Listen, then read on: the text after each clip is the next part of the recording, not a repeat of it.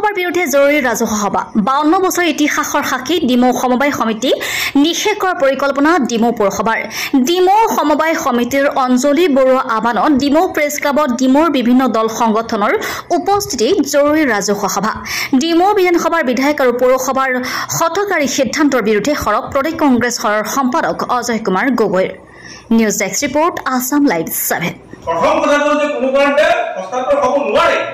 কাৰণ আমি খাজনা দি আছো ন্যায়াধী হোৱা নাই এটা বেলেগ কথা খাজনাটো আমি দি আছো খাজনাৰ ৰচিদ আছে আমাৰ লগত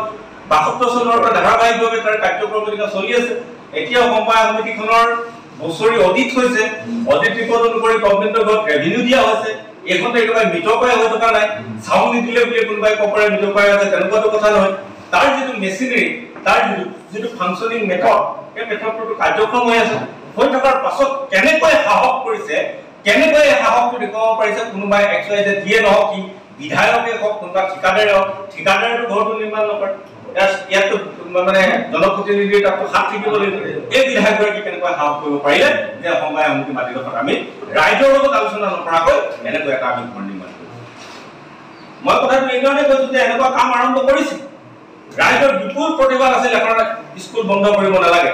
ৰাইজৰ কথা বতৰা নুশুনিলে নুশুনি পেলাই কি কৰিলে